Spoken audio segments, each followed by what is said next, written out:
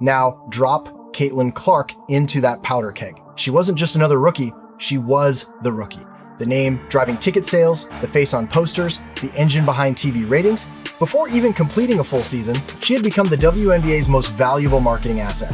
And unlike many of her peers, she had the platform and cultural reach to make her words impossible to ignore. And that's exactly why her comment mattered. Because in this moment, when officiating was already the league's Achilles heel, Clark made her move. She wasn't just another frustrated player venting about refs, she was the one person the WNBA could not afford to dismiss. When she said, "I wouldn't miss a call," it wasn't just another soundbite, it was the voice of the league's financial backbone saying out loud what everyone else had been whispering. This is why the timing was catastrophic for WNBA leadership.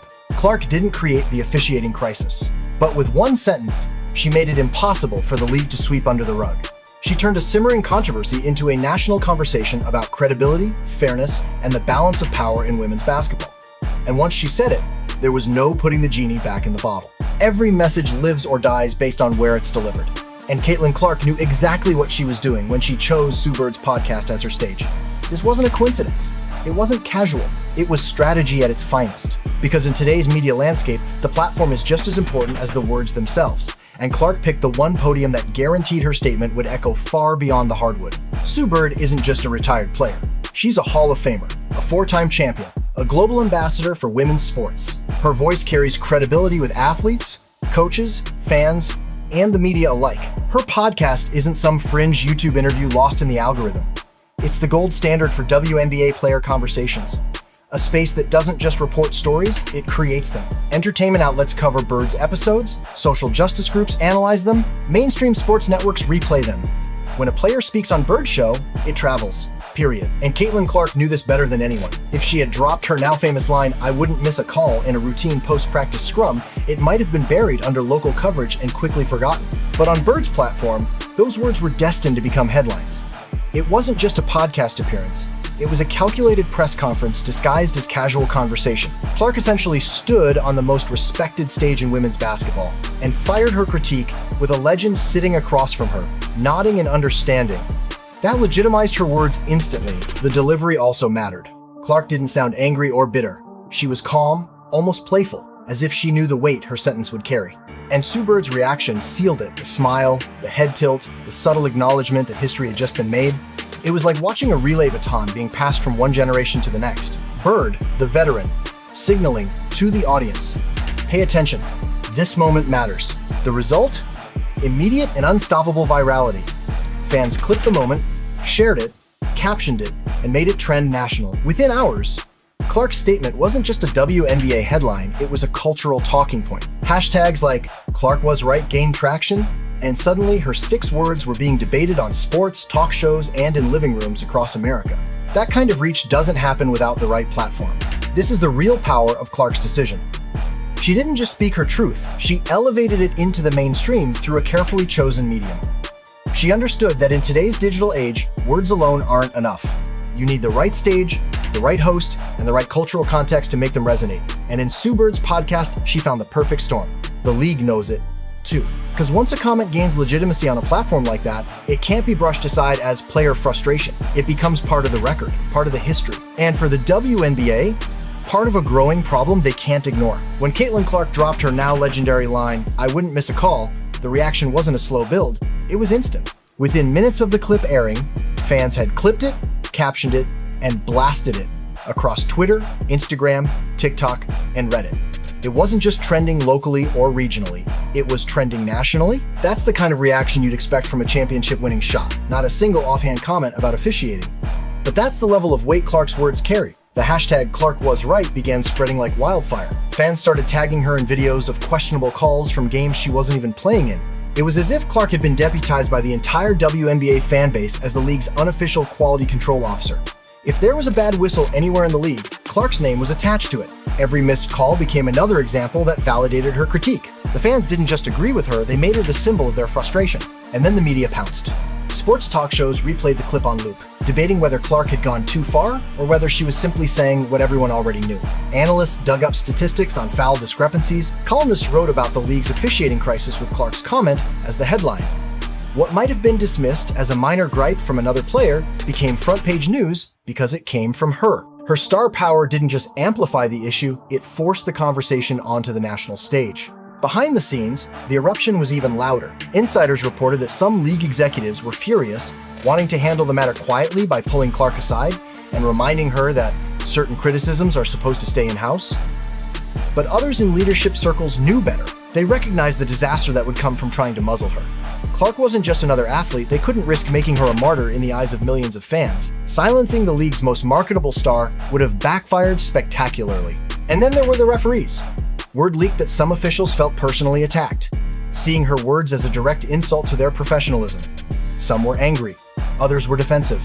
But here's the telling part quietly. A few admitted she wasn't wrong. Data already showed glaring inconsistencies in foul calls, and insiders knew Clark had been watching closely from the sidelines.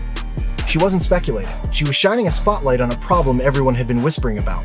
The eruption proved one undeniable truth. Caitlin Clark's voice is bigger than the league itself. When she speaks, fans rally, media amplifies, and executives scramble. Her single sentence didn't just expose a crack in the WNBA's foundation, it turned it into a nationwide earthquake. And the aftershocks are still being felt. Here's where the story takes a turn that should terrify every league executive. The WNBA's official response to Caitlin Clark's comment was absolute silence. No press release, no clarification, no defense of the referees, no acknowledgement of Clark's critique, nothing. And in the world of public relations, silence is never neutral. Silence is an answer. And in this case, it was the loudest, most damning answer of all. From a fan's perspective, the silence looked like surrender.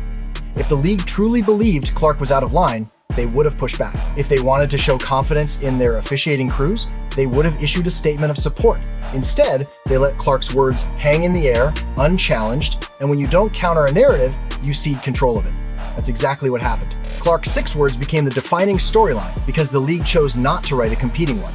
Behind closed doors, though, silence didn't mean calm. According to insiders, the mood in league offices during those first 48 hours was nothing short of fractured.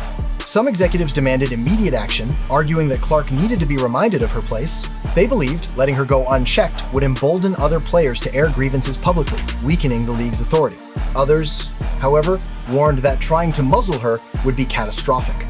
Clark wasn't just a star, she was the star, the player filling arenas and driving ratings. Punishing her, or even appearing to silence her, risked creating a martyr figure the league couldn't control. The referees union added another layer of tension.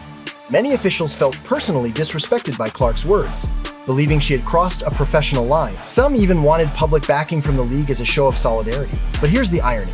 Within their own ranks, some refs quietly admitted Clark had a point.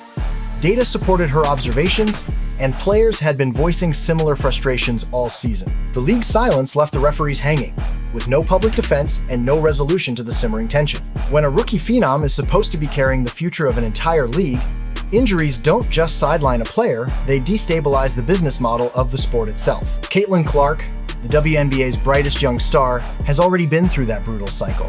Sit out, heal, come back, shine, get hurt again.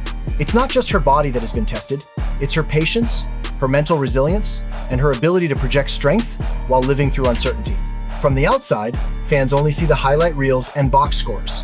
But Clark has been brutally honest about the deeper struggle, the stop-and-go grind of dealing with injuries that don't follow a predictable recovery timeline. This isn't a simple 6-week ankle sprain with a clear return date circled on the calendar. These are nagging, unpredictable setbacks where one good game can be followed by days of pain. She admitted she doesn't know how her body will feel after each performance, a constant emotional tightrope that demands patience most athletes don't have time for. What separates Clark, however, is the perspective she's shown through this chaos. She hasn't just framed her comeback as a physical battle, but as a lesson in giving herself grace. In her own words, she's learning patience, discipline, and how to be the best version of herself despite the unpredictability. That's not the language of someone defeated, it's the language of someone preparing for longevity, not just short-term glory. But here's the hidden angle the league doesn't want to admit. Every time Clark goes down, the WNBA's ratings and ticket sales wobble. Her presence isn't just about her numbers on the court, it's about the financial heartbeat of a league desperate to break into the mainstream. And when that heartbeat is tied to a player battling injury uncertainty, the pressure on both her and the league multiplies. Clark knows this, and it's why her battle with injuries matters far beyond her personal health. It's the quiet, uncomfortable truth the WNBA is forced to reckon with. One player's physical well-being has become a litmus test for the entire league's stability. Let's be blunt. Caitlin Clark didn't just criticize officiating, she detonated a live grenade in the middle of the WNBA's credibility crisis. And she did it with only 6 words: "I wouldn't miss a call." To the casual fan, it might have sounded playful, maybe even harmless. But to anyone paying attention, that sentence was the equivalent of a direct indictment of the league's integrity. The power of those words comes from where they landed. Clark wasn't fresh off a loss, ranting in a locker room with emotions still boiling. She wasn't at a random press scrum where comments vanish into the media void. She was seated across from Sue Bird, one of the most respected legends in basketball history, on a podcast that functions less like an interview chair and more like a pulpit. Every word spoken there carries weight, because Bird's name validates the message before it even hits the airwaves. Clark knew this, and she used it. Her delivery was calm, calculated, almost too casual, like a surgeon making a single incision that changes the entire procedure. She didn't shout, she didn't plead, she didn't hedge. By speaking so directly, she put the league in an impossible position: acknowledge her words and admit to systemic problems, or ignore her and risk looking like they were too afraid to confront their star. Either option was damaging, and that's why her statement hit harder than any post-game rant from any other player could have. The beauty and the danger of Clark's line is its ambiguity. On the surface, it's witty. Beneath it, it's an accusation. Fans interpreted it as confirmation of what they've been screaming online all season: the officiating is broken.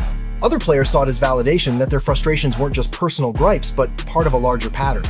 And officials? Many felt it as a direct shot at their professionalism. In less than 10 seconds, Clark had managed to widen the cracks already forming between players, referees, and league executives. This is why those 6 words can't be dismissed as a throwaway. They weren't. They were a challenge, a dare, a public acknowledgement that the league's officiating, already in crisis, had lost the trust of its most marketable asset. And when your biggest star questions your foundation, that's not a headline, it's a warning shot that can ripple all the way to boardrooms, broadcast partners, and even, as some speculate, the Department of Justice. Caitlin Clark didn't just make a comment, she forced the WNBA into a corner, and the league has yet to find its way out. In sports, timing is everything. And Caitlin Clark's decision to speak out wasn't random, it was a masterclass in strategy. Think about it. She could have lashed out after a bad call in a heated game. She could have vented during a losing streak, when frustration would have been understandable. But she didn't.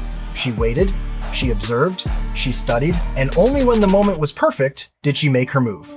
At the time of her interview with Sue Bird, Clark was sidelined with injuries. That might sound like a disadvantage, but in reality, it gave her something few players ever have: perspective. While her teammates were grinding through games, Clark was watching from the sidelines, almost like an assistant coach with the freedom to study everything. She wasn't buried in the intensity of live play, she had the vantage point to see officiating patterns unfold across multiple games. Who got the whistles? Who didn't?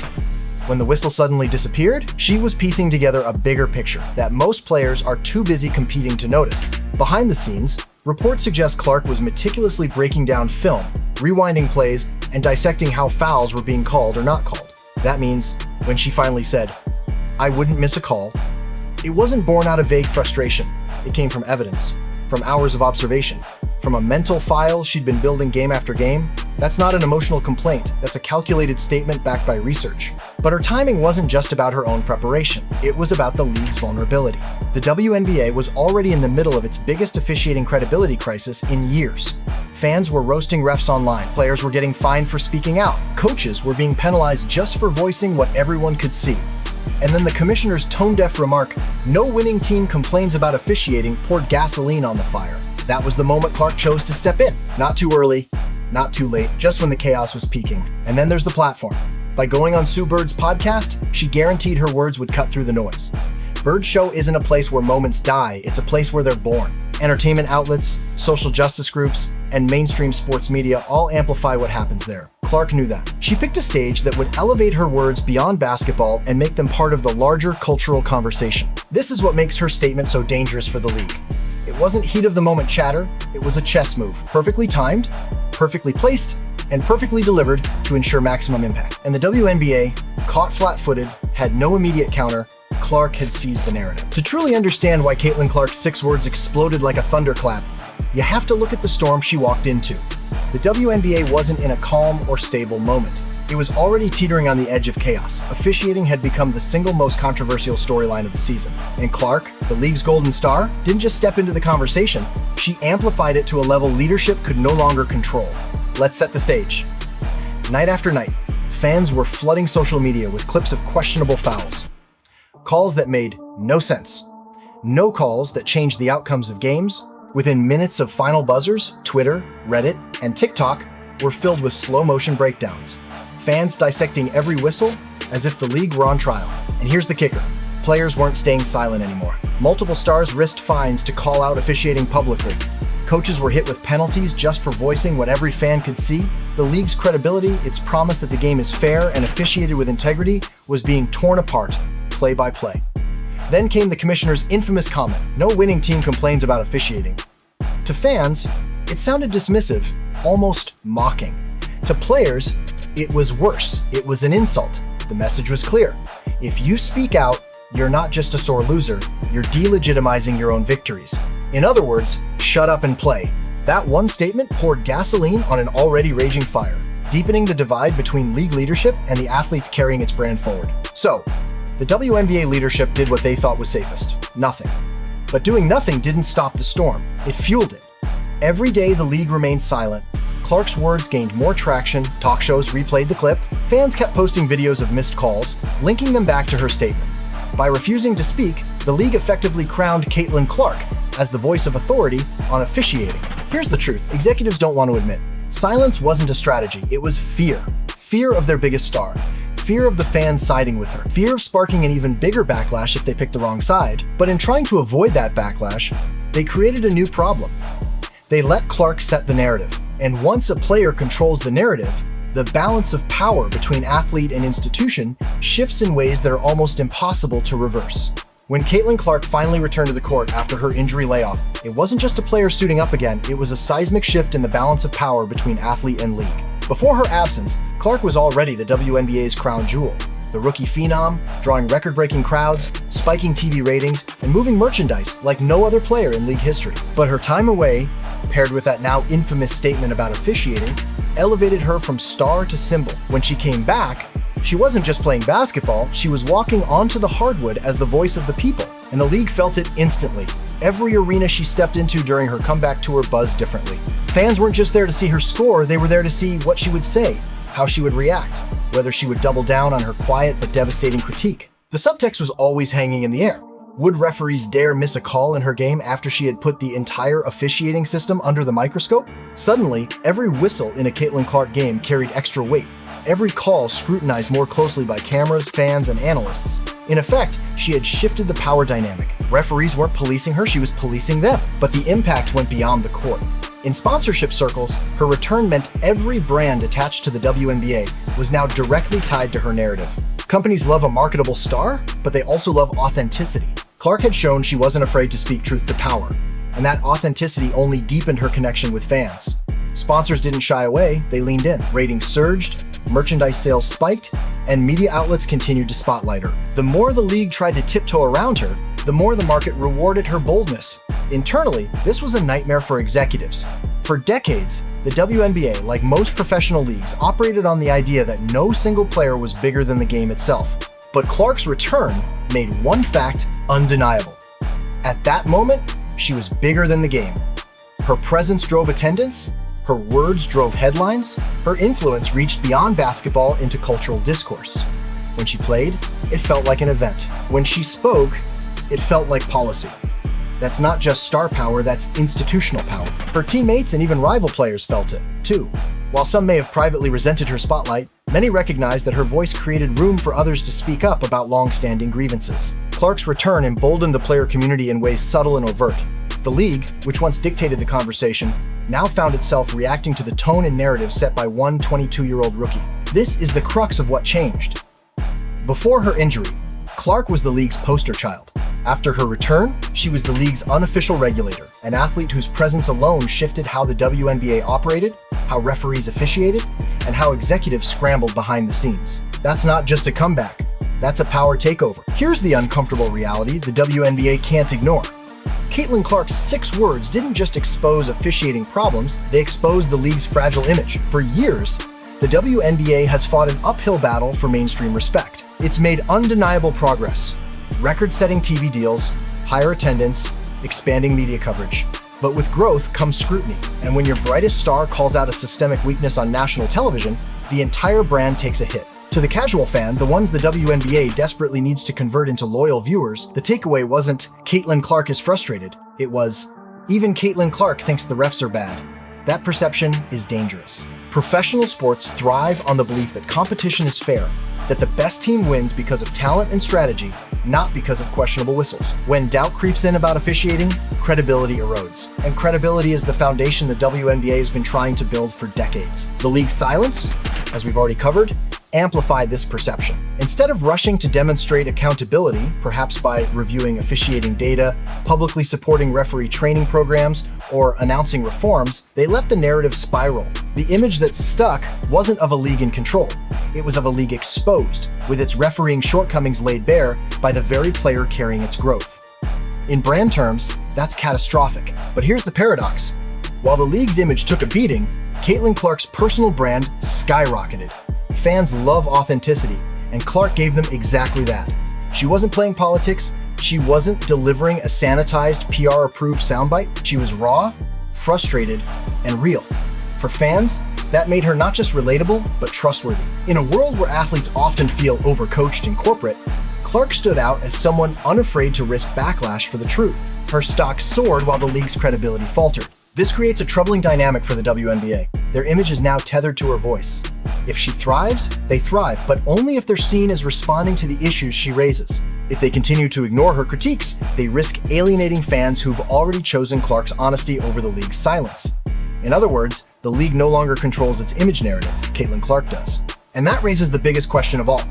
Can a league survive when its image depends more on one player than on the institution itself? The NBA had Michael Jordan, yes, but the league ensured it always looked like it was the driver of change, not the player. The WNBA, on the other hand, looks like it's chasing after Clark, trying to keep up with her cultural influence rather than leading it.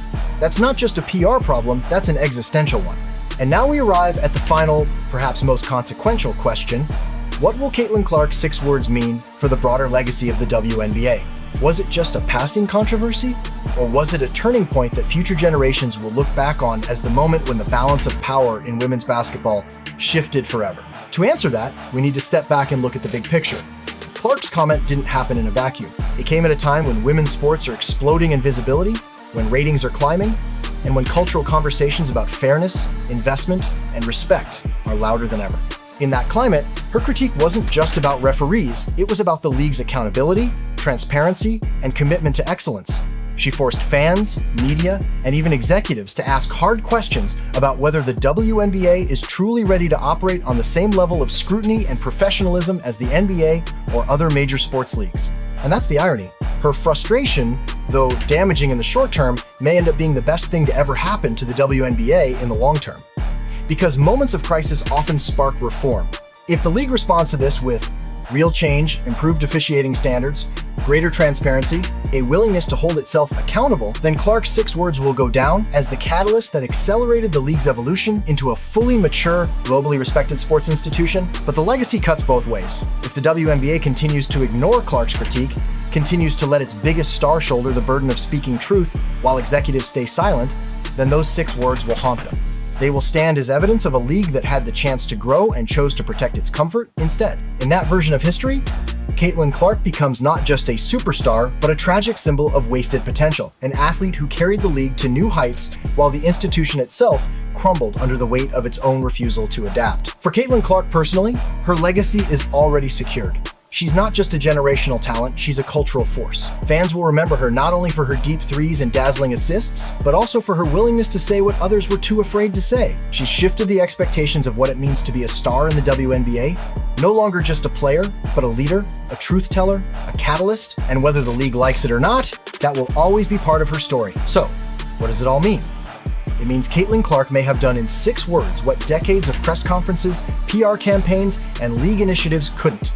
She made the WNBA's future impossible to ignore. Her legacy won't just be measured in points, assists, or championships. It will be measured in how much her voice changed the direction of women's basketball. And here's the final twist. Whether the league rises to meet that legacy or shrinks from it will define not just Caitlin Clark's era, but the entire trajectory of the WNBA.